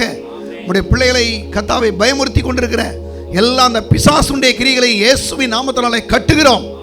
ஆண்டவரே, உடைய தேவ ஆசீர்வாதத்தை உடைய பிள்ளைகள் மேலே இயேசு நாமத்திலே கட்டவிழ்த்து விடுறோம். உடைய தேவ அன்பினாலே உடைய பிள்ளைகள் ஒவ்வொருவரையும் அபிஷேகம். உடைய பிள்ளைகளுக்கு விரோதமான மனுஷர்கள் சூழ்நிலைகள் எல்லாம் மாறி போகட்டும் இயேசு நாமத்திலே. கர்த்தாவே சொன்னீரே, உனக்கு விரோதமாய் உருவாக்கப்படும் எந்த ஆயுதமும் வாய்க்காது, நீ செய்வதெல்லாம் வாய்க்குன்னு சொன்னீரே. உடைய ஜனங்களுக்கு விரோதமாக எழும்புகிற எல்லா பிசாசன ஆயுதங்களும் மனுஷனுடைய ஆலோசனைகளும் இயேசுவின் நாமத்திலே நிர்மூலமாய் போவதாக. உடைய ஜனங்களை ஆசீர்வதிப்பீராக ஆண்டவரே. நீர் அப்படி செய்ததுக்காக நன்றி செலுத்துகிறோம். இயேசுவின் நாமத்தில் ஜெபிக்கிறோம் பிதாவே, ஆமென். நம்முடைய கர்த்தராகிய இயேசு கிறிஸ்துவின் கிருபையும் பிதாவாகிய தேவனுடைய அன்பும் பரிசுத்த ஆவியானுடைய ஐக்கியமும் இப்பொழுதும் எப்பொழுதும் நம்மோடு கூட இருப்பதாக. ஆமென். இயேசு ராஜாவுக்கே, இயேசு ராஜாவுக்கே, இயேசு ராஜாவுக்கே. கர்த்தர் உங்களை ஆசீர்வதிப்பார்.